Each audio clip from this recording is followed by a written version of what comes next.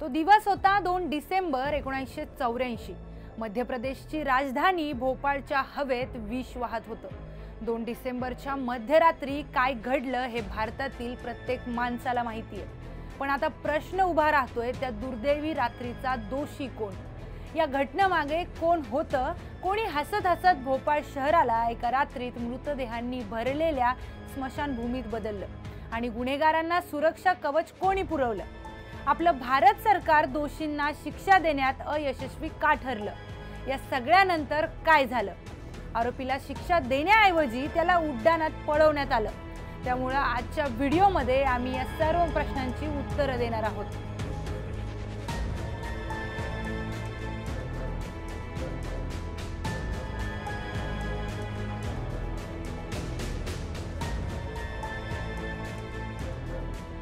नमस्कार, मी प्रियंका आणि तुम्ही पाहताय सुदर्शन मराठी।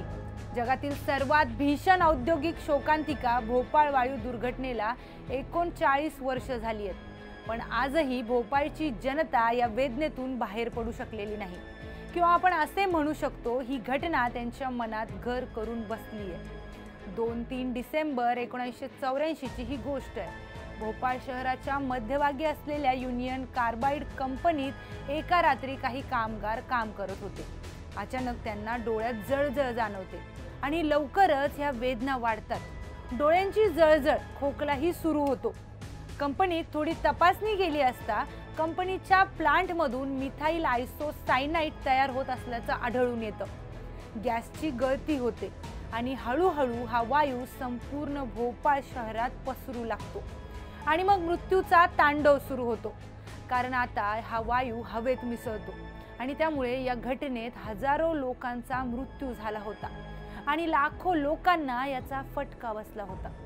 मिथाइल आयसोसायनाइड हा एक विषारी वायू आहे, जो थेट तुमच्या श्वसन मार्गे हल्ला करतो आणि जर तो श्वसनावाटे घेतला तर माणूस संथ दिशेने मृत्यूकडे वाटचाल करू लागतो, म्हणजेच तो वेदनांनी मरतो। हा वायू याच्या कारखान्यातून बाहेर पडला होता। युनियन कार्बाइड ही एक अमेरिकन कंपनी होती जी रसायने बनवायची आणि ती भारतात 1970 मध्ये स्थापन झाली। मान्य आहे की ही पहिली वेळ नव्हती। या कंपनीत अपघात झाले होते। अगदी याआधीही या कारखान्यात अनेक अपघात घडले होते, मात्र हव्यासापोटी या अपघातांकडे दुर्लक्ष करण्यात आलं। त्यामुळे संपूर्ण भोपाळ शहराला त्रास सहन करावा लागला। 1981 साली एका कामगाराने फॉझिन वायूचा श्वास घेतला आणि त्यामुळे त्याचा मृत्यू झाला, पण त्याच्या मृत्यूकडे दुर्लक्ष करण्यात आलं। कोणतीही सुनावणी झाली नाही। पुन्हा 1994 नंतर फॉझिन्स गॅसची गळती झाली, ज्यात 24 कामगारांचा मृत्यू झाला, पण तरीही कारखान्यावर परिणाम झाला नाही। यापूर्वी 1992 मध्ये मिथाइल आयसोसायनाइडच्या संपर्कात आल्यानं एक अभियंता 30% भाजला होता, मात्र त्यानंतरही कोणतीही कारवाई झाली नाही। या कारखान्यात विषारी वायूंची गळती होत होती, त्याबद्दल त्यांनी तक्रार देखील केली, पण या तक्रारींकडे दुर्लक्ष करण्यात आलं। कारण आपल्या व्यवस्थेत जोपर्यंत काही मोठी घटना घडत नाही तोपर्यंत कोणीही झोपेतून उठत नाही। म्हणजे एकूणच बोलायचं झालं तर सरकारला जाग होण्यासाठी किमान काही मृतदेह तरी मृत्युमुखी पडायला लागतात। गॅस गळतीचं कारण होतं टाकी क्रमांक 610 मध्ये विषारी मिथाइल आयसोसायनाइड वायू पाण्यात मिसळल्यानं टाकीमध्ये दाब निर्माण झाला आणि तो उघडला। नंतर तो वायू बाहेर आला। तो वायू ज्याने हजारो जीव घेतले, लाखांना अपंग केलं, अशा अपघाताला कोणीही तयार नव्हतं।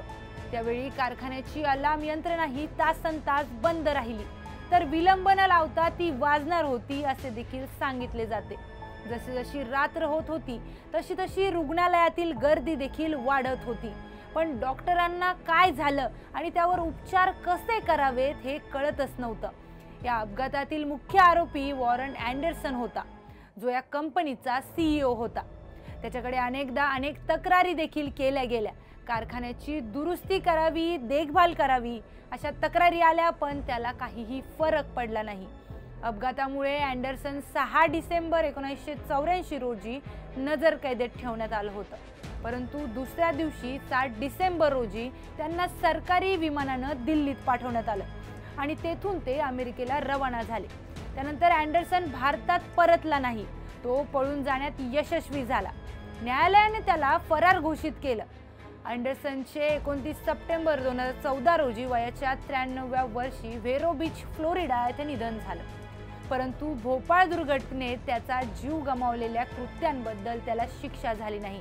हरलेल्यांवर अन्याय होता आणि एवढंच नाही तर भोपाळ दुर्घटनेचा हा मुद्दा राजकीय मुद्दा बनला। अँडरसनची सुटका का झाली, त्याला जामीन कोणी दिला, त्याला अमेरिकेत पळून जाण्यास कोणी मदत केली। काही मीडिया रिपोर्ट्समध्ये अशी माहिती देण्यात आली होती की राजीव गांधी त्यावेळी पंतप्रधान होते आणि अर्जुन सिंग मुख्यमंत्री होते आणि अँडरसनला अमेरिकेत पाठवण्यासाठी त्यांच्यावर दबाव टाकण्यात आला होता। भोपाळ गॅस दुर्घटनेच्या वेळी मोती सिंह कलेक्टर होते। त्यांनी आपल्या पुस्तकात देखील हे सगळं नमूद केले। त्यामुळे भोपाळ गॅस दुर्घटनेचं सत्यही समोर आलं। वॉरन अँडरसनला भोपाळमधून जामिनावर पाठवण्यात आलं। आपल्या पुस्तकात या संपूर्ण घटनेचा उल्लेख करताना मोती सिंह यांनी लिहिलंय की अर्जुन सिंगच्या आदेशानुसार वॉरन अँडरसनची सुटका करण्यात आली होती। वॉरन अँडरसन विरुद्ध पहिला FIR अजामीनपात्र कलमांअंतर्गत नोंदवण्यात आला होता। त्यानंतरही त्याची जामिनावर सुटका झाली। 2015 मध्ये परराष्ट्र मंत्री सुषमा स्वराज यांनी संसदेत हा खुलासा देखील केला होता। राजीव गांधींनी अँडरसनला त्यांच्या एका मित्राच्या सांगण्यावरून सोडलं होतं असा थेट आरोप सुषमा स्वराज यांनी केला।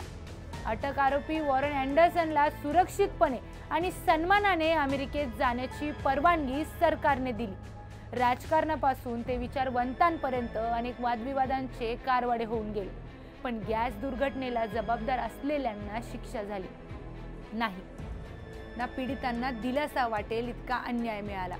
भोपाळ गॅस दुर्घटनेने आपल्याला हे शिकवलंय की सुरक्षिततेचा अभाव आणि उद्योगांच्या वापरात निष्काळजीपणा यांची किंमत खूप महाग असू शकते।